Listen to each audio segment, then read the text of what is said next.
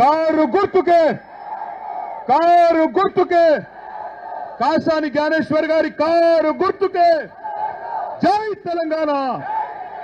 సరే, నేను వచ్చిన పని అయిపోయింది, బయలుదేరుతా. మరి బాగున్నారా అందరూ? గాంధన్నను గెలిపించినందుకు థ్యాంక్ యూ. మీ అందరికీ రుణపడి ఉంటా. హైదరాబాద్ లో, గ్రేటర్ హైదరాబాద్ లో ఒకటి కాదు, రెండు కాదు, 16 సీట్లు ఈ గులాబీ జెండాకి ఇచ్చినందుకు మీ అందరికీ శిరస్సు వంచి పాదాభివందనం చేస్తా ఉన్నా. ఇక్కడ కాంగ్రెస్ మాట నమ్మలేదు, బీజేపీ మాట వినలేదు. 4.5 నెలల కిందట ఎన్నిక జరిగినప్పుడు గ్రేటర్ హైదరాబాద్ ప్రజలు ఎవరు ఎన్ని చెప్పినా మా కేసీఆరే మాకు కావాలి, ఆయననే ముఖ్యమంత్రిగా ఉండాలి అని ఒక్క సీటు కూడా కాంగ్రెస్ కి ఇవ్వకుండా ఒకే ఒక్క సీటు బీజేపీకి ఇచ్చి మరి అఖండమైన మెజారిటీనిచ్చి మీరు అద్భుతమైన తీర్పునిచ్చినారు. కానీ జిల్లాలలో జర్ర ఆగుతాం. జిల్లాలలో మన తమ్ముళ్ళు, మన చెల్లెళ్ళు, మన అక్కలు పాపం అరిచేతిలో కాంగ్రెస్ పార్టీ వైకుంఠం చూపెడితే మోసపోయినారు. పాపం అరిచేతిలో వైకుంఠం చూపెట్టి ఇష్టం వచ్చిన హామీలు ఇస్తే ఆగమైపోయినారు. నేను మిమ్మల్ని అందరినీ ఒకటే కోరుతా ఉన్నా, ఒకటే అడుగుతా ఉన్నా.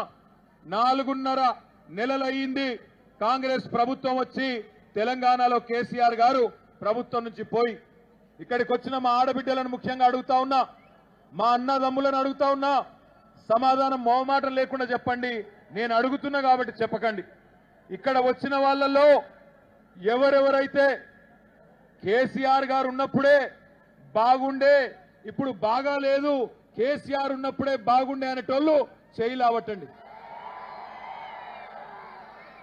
కేసీఆర్ ఉన్నప్పుడే బాగుండేనా? పక్కానా? అనుమానం ఏం లేదా? ఒకసారి గట్టిగా లావటండి.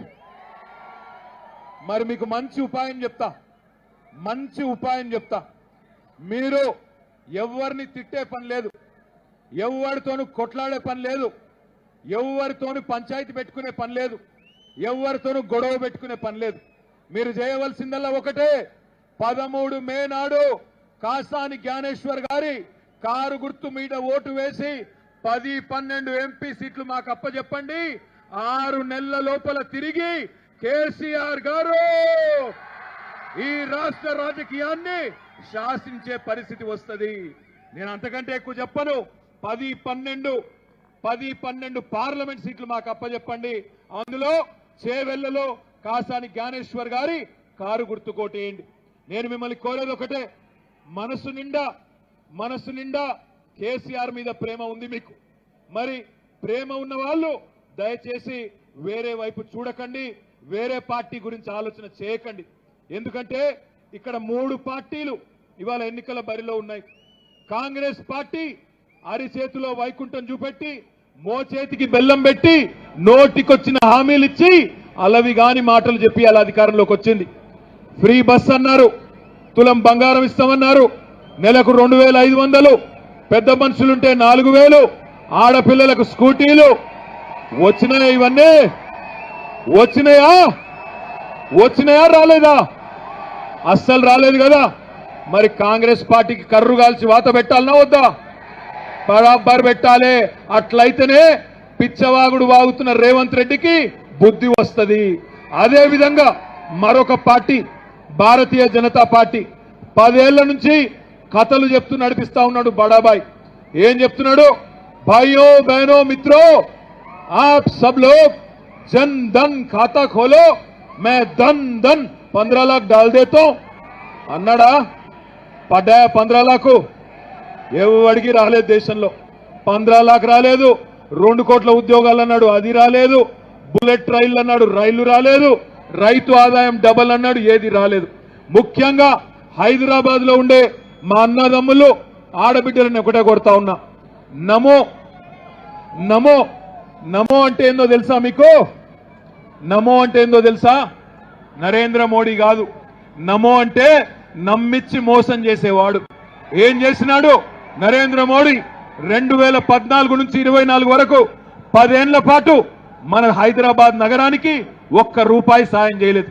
ఇక్కడ శేర్లింగంపల్లి కాన్స్టిట్యున్సీలో మీ ఎమ్మెల్యే గారు గాంధీ గారి నేతృత్వంలో మొత్తం హైదరాబాద్ లో ఎక్కడా లేనన్ని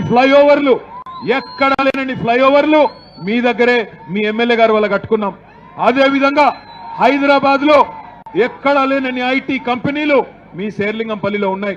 నేను అడిగిన మోడీ గారిని, అయ్యా మోడీ గారు, మా దగ్గర ITIR మంజూరైంది ఇదివరకు, దాన్ని దయచేసి శాంక్షన్ చేసి కొన్ని డబ్బులు ఇవ్వండి అని అడిగిన. ₹1 సాయం చేయలేదు.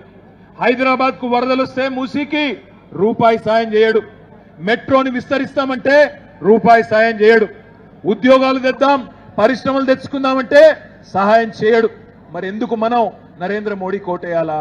ఇవాళ బీజేపీ వాళ్ళు ఏమడుగుతున్నారు, ఏమంటున్నారు, మీకు ఎందుకు వేయాలయ్యా ఓటు, ఒక్క కారణం చెప్పండి అంటే ఒకటి చెప్తారు.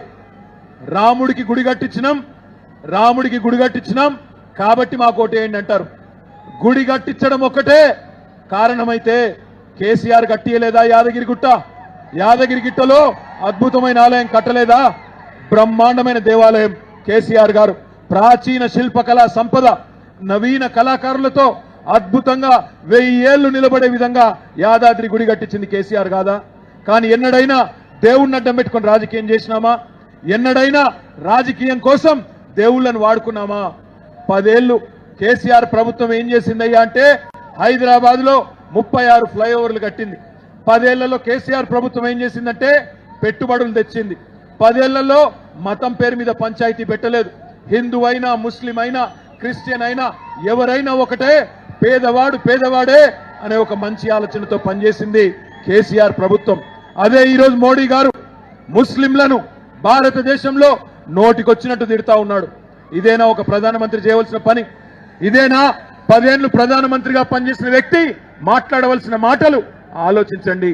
जितने भी हमारे भाई बहन हैं यहाँ पे, आप तमाम बहनों से, भाइयों से मैं एक ही गुजारिश करता हूं, 10 साल केसीआर साहब के हुकूमत में, केसीआर साहब के लीडरशिप में 10 साल हैदराबाद एक खुशहाली की एक माहौल थी. एक अमन पसंद चीफ मिनिस्टर थे केसीआर, जो कभी मजहब के नाम पे सियासत नहीं करते थे. इस वजह से आज पूरे मुल्क में अगर कोई ऐसी रियासत है जहां हर किसी का रीत और रिवाज का इज्जत दिया जाता है तो सिर्फ और सिर्फ तेलंगाना है. आज इस मुल्क में एक वजीर आजम है जो खुलेआम आपकी नजरअंदाज करते हैं.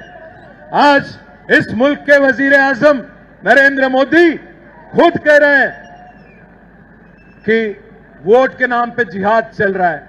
इसलिए भाइयों में एक ही चीज कहना चाहता हूं, मोदी को रोकने की ताकत अगर आज तेलंगाना में किसी में है तो सिर्फ और सिर्फ केसीआर में है. 2014 में बीजेपी को रोकने वाला तेलंगाना में केसीआर ही थे. 2018 में केसीआर ने ही फिर रोका और 2023 में भी बीजेपी के बड़े बड़े लीडरों को हराया केसीआर.